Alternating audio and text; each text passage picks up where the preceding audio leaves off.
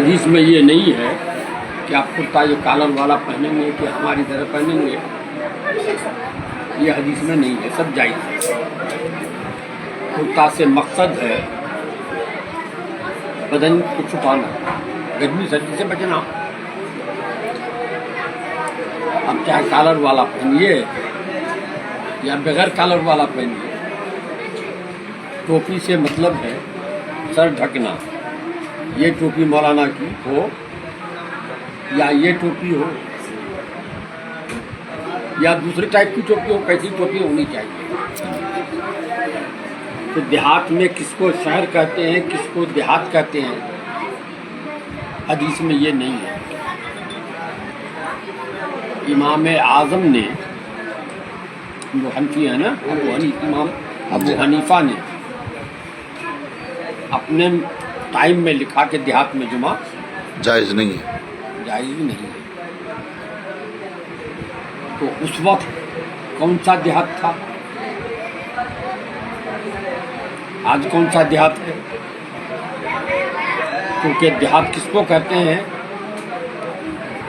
और शहर किसको कहते हैं, ये तो हदीस में है नहीं। तो ये समझना होगा कि देहात किसको कहते हैं जहाँ जुमा जायज़ नहीं है। हदीस में है, इमाम आज़म ने भी लिखा है कि कुआं जानते हैं, अब तो इस ज़माने में कुआं ही नहीं, तो कोई आज का बच्चा तो कुआं जानेगा नहीं, कुआं क्या चीज़ है। बोरिंग जानता है सब, बोर जानता है, कुआं तो होता नहीं है। इमाम आज़म अबू हनीफा ने लिखा, कुआं में कुत्ता भी गिर जाए, गिर के मर जाए, सूअर भी गिर जाए, सूअर गिर के मर जाए, तो कुआं तो नापाक हो गया।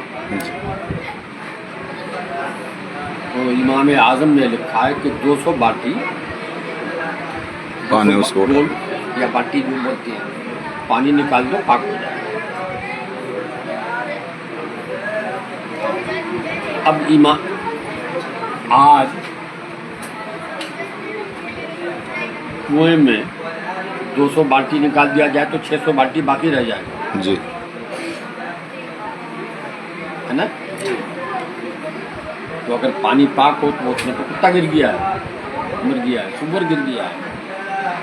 तो अब देखना पड़ा कि इमाम आज़म जो लिखे हैं, इमाम अबू हनीफा, उनके टाइम का कुआं कैसा था।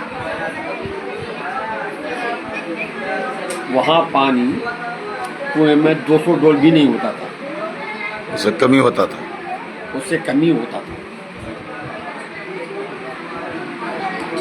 इसका मतलब ये हुआ कि पूरा पानी निकाल दिया। जी, आज 200 डोल निकालने से पाक नहीं होगा, पूरा पानी निकालना होगा जितना डोल हो, तभी जाके नया पानी जो निकलेगा वो होगा पाक। पानी तो जमीन से निकलता है जी, तो वो पानी होगा पाक। तो उस टाइम का कुआं और आज के कुएं में फ़र्क है, उस टाइम का देहात आज के देहात में फ़र्क है। आज भी कहीं कहीं है देहात, कोई है। कहाँ आप चले जाइए झारखंड, आप चले जाइए कर्नाटक, 3 घर मुसलमान हैं, 5 घर मुसलमान हैं। उन लोगों को एक कपड़ा लेना हो तो बस से शहर जाना पड़ेगा, मार्केट जाना पड़ेगा। वहाँ कोई मार्केट नहीं है। उन लोगों के घर में अंडा अपना, अंडा खरीद के नहीं खाता है, मुर्गी अपनी, मुर्गी खरीद के नहीं खाता है। लेकिन इसके अलावा गोश्त लेना हो, मछली खरीदना हो, तो उसको बाजार जाना ही पड़ेगा।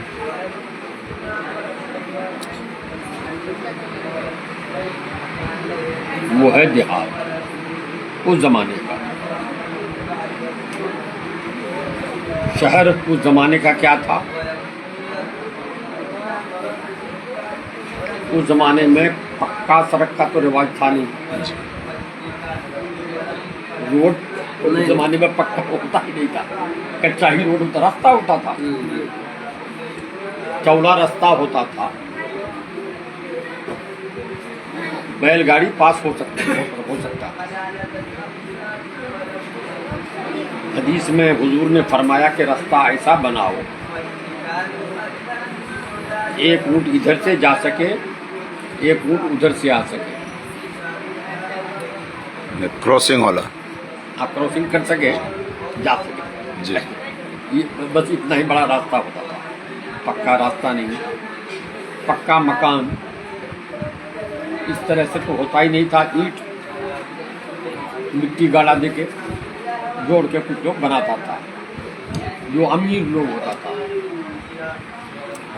वो गरीबों का वो भी नहीं होता था, झोपड़ा बांस का खूंटा देके और कुर्सी दे दो।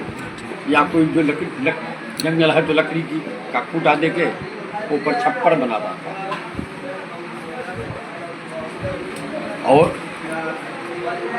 शहर जो होता था तो वही ईंट गाथ के मिट्टी से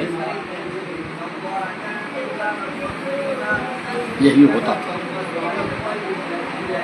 आज उस वक्त के शहर से आज का देहात अच्छा है। जी उस वक्त के शहर से आज का देहात हम लोगों का अच्छा है। अच्छा है। उन लोग देखता हम लोग का देहात को, उसको कहता शहर, और अपने यहाँ के शहर को कहता देहात। अगर देख लेते तो वहाँ जुमा आज भी नाजायज है। कहीं अगर कोई 2 घर बस गया, जाकर के भाग गया, 3 घर बस गया, तो वहाँ उस 3 घर के लिए आप जुमा कीजिएगा कायम, ये जायज़ नहीं है। जुमा का मतलब जुमा है, जुमा का मतलब कि जहाँ बहुत से लोग जमा हों। जी जी वहाँ तो बहुत से लोग जमा होंगे नहीं, 3 घर का ये है। तो अब क्या किया है, अब इस ज़माने में जहाँ मस्जिद है, मस्जिद में पूरी आबादी के लोग अगर नमाज़ पढ़ने आ जाएं तो जगह नहीं है। वो इस ज़माने के लिए शहर है। जुमा के मसले में शहर है। आज हम लोगों के इस इलाके में कोई गांव ऐसा नहीं, इसको गांव कहिए, कोई आबादी ऐसी नहीं है जहाँ के सब लोग आ जाएं तो किसी एक मस्जिद में समा जाए। ऐसा नहीं है। यहीं पर 1, 2, 3, 4 मस्जिद है, 4 मस्जिद है, और फिर भी सब लोग नहीं आते हैं। 4 भाई है, 4 भाई का 5 बेटा है, तो सब कोई जुमा पढ़ने नहीं आता है। कोई जुमा पढ़ता है, कोई जुमा पढ़ता ही नहीं है। 5 वक्त तो खैर बहुत कम। जुमा में जो लोग आते हैं वो भी है, घर के सारे लोग नहीं जाते जुमा पढ़ने के लिए। अगर घर के सारे लोग जाएं तो 5 नहीं 15 मस्जिद बनानी पड़ेगी। तो खाली किताब पढ़ के मसला बताने से नहीं होगा। मेरे यहाँ देखिए दवाएं रखी है मेरी अपनी, मगर डॉक्टर जो दवा लिखता है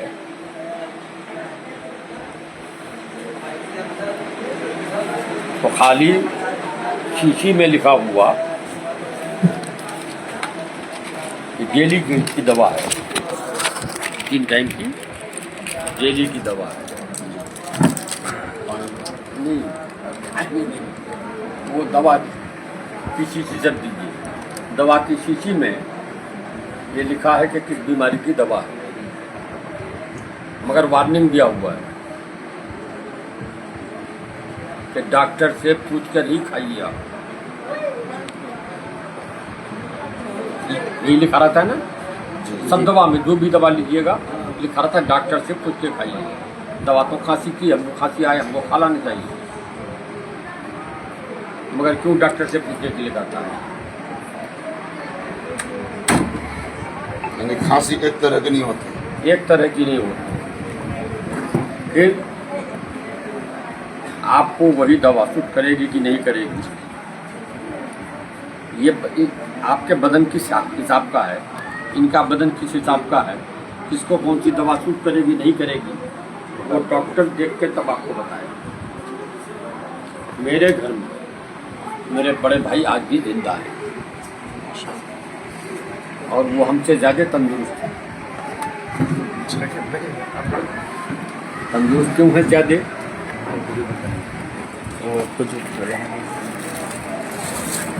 तो वो उनका आलम ये है कि वो घर में रहे, वो खेती बाड़ी की है, वो चलते फिरते रहे। हम बैठे बैठे मेरा ये खर्च हुआ, उनका बदन खर्च हुआ, तो बदन उनका आज भी सही है। हमारा ये सही बदन खत्म हो गया, दो आदमी पकड़ के ले जाता है। आप वहाँ भी देख, जी हाँ, वहाँ तक गए, यहाँ भी देखे आप जी, आया तो मौलाना पकड़ के लाया कि कहाँ गिर जाए। डॉक्टर ने कह भी मुझको कह दिया अकेले नहीं चलना है, पेशाब पैखाना भी जाना है, बाथरूम भी, तो बाहर आदमी खड़ा रहे, क्या पता हम बाथरूम में गिर जाए। तो मेरे भाई बीमार पड़े, उनकी छोटी वाली बच्ची बीमार पड़ी। किशनगंज में बहुत पुराना मशहूर डॉक्टर है, आदमी है, वो पूरा हो गया है। उनका बेटा अमेरिका से पढ़ के आया है, बहू भी अमेरिका से पढ़ के डॉक्टर बन के आई है। वो हम उनका घरेलू डॉक्टर था, किसी को कुछ हो तो उसी के यहाँ का इलाज होता था। इतना था घरेलू, ऐसा था कि हमको नंबर लगाने की ज़रूरत नहीं। जिस वक्त हमारे घर का कोई जाएगा इलाज कर दो, किसी को पूछने की ज़रूरत नहीं, कंपाउंडर को पूछने की ज़रूरत नहीं, भूल जाएगा वो। आज भी उसके यहाँ वही हमारा। अब वो पहचान नहीं पाता है, पूरा हो गया। अब पूछता है, ए कौन घुस गया? तो बोलेगा फला जगह से आए, फला है। अच्छा लाओ, पहले तुम्हें को देख ले। उसके यहाँ मेरा भाई भी गया, मेरी भतीजी भी गई। बुखार 105 से कम नहीं हो रहा है किसी का भी, उनका सेम है। देख के उसने कहा कि भाई साहब को दिया इंजेक्शन लिख, तो वो सेम इंजेक्शन का कैप्सूल आया था। कैप्सूल लिखा बच्ची को, लाए 2 दिन रखे, कोई कम नहीं हुआ। फिर लेके गए, डॉक्टर साहब कहाँ कम हुआ? अब 105 डिग्री बुखार में तो आदमी का बदन फूल जाएगा, खून जल जाएगा। डॉक्टर साहब सोच में पड़ गए, ये तो आखिरी इलाज है इसका, इसके अलावा और कोई दवा है नहीं इससे अच्छी। फिर सोच के उसने कहा अच्छा मौलाना हमारे कर लो। हाँ,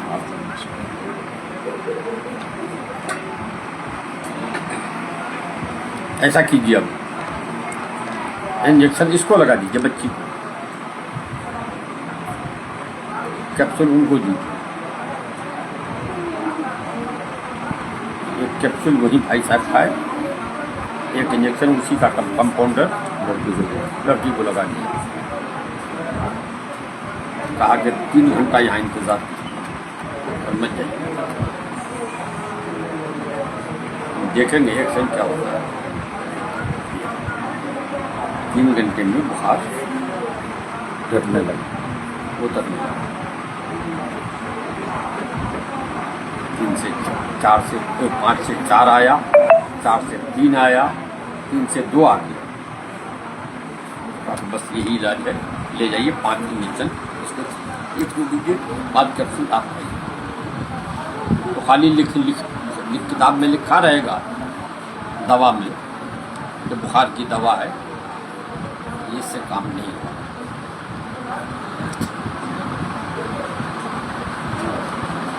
देखना पड़ेगा कि कहाँ क्या हाल है। वो किताब में लिखा हुआ दिखे कि 200 डोल निकाल दीजिए, पाक हो जाएगा कुआं। आप आज सुबह गिर गया, पैखाना गिर गया है, 200 डोल निकाल दीजिए, पाक हो जाएगा। आज तो पाक नहीं होगा, पूरा पानी निकालना। पूरा पानी निकालना। तो वो जो लिखा है, क्यों लिखा है, इसको समझना होगा। क्या मतलब है उस लिखने का। तो उस देहात में नमाज नाजायज़ है जुमे की। हमारे देहात में जुमे की नमाज जायज़ है। इस ज़माने के देहात में हमारे, हाँ आज भी अगर कहीं ऐसा ही है, मैंने 2 घर या 3 घर कहीं बसी हुई। हाँ 2 घर 3 घर 4 घर 5 घर है, बसा हुआ है। गुजरात की तरफ जाइएगा, राजस्थान की तरफ जाइए, यूपी में भी, और बिहार का भी जो पश्चिमी इलाका है,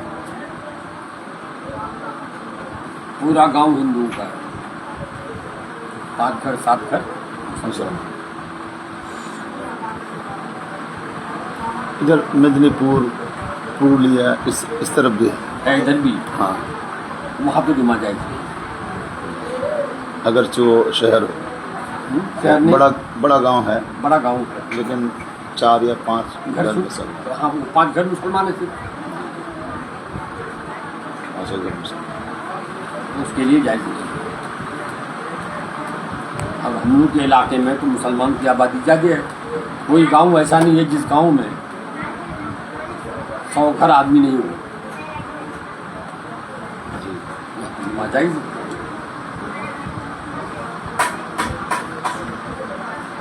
और अगर कहीं जायज़ नहीं, जहाँ जायज़ नहीं है वहाँ जुमा नहीं होगा, तो जुमा नहीं पढ़ना होगा। वहाँ जुमा और जोहर दोनों नहीं पढ़ सकते।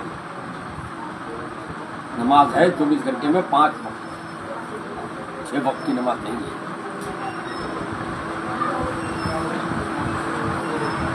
फर्ज नमाज 6 वक्त की नहीं है। 6 वक्त की अल्लाह और रसूल ने 5 वक्त की नमाज बताई है। आप 6 वक्त पढ़ रहे हैं तो गलत कर रहे हैं। तो जो लोग ये कहते हैं कि जुमा पढ़ो, जुमा के बाद फिर जोहर पढ़ो, वो कै वक्त की हुआ? 6 वक्त की हो जाएगी। अकीदा खराब हुआ। अगर तुमको देहाती का लफ्ज़ पर अमल करना है तो जोहर पढ़ो, जुमा मत पढ़ो। ये जुमा भी जोहर भी ये कहाँ से निकाला?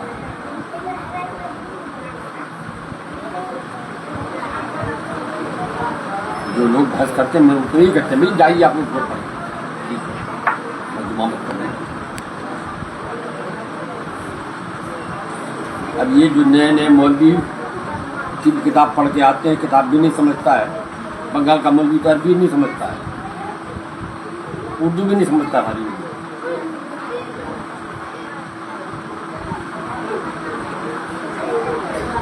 वो नया नया मसला निकालता है।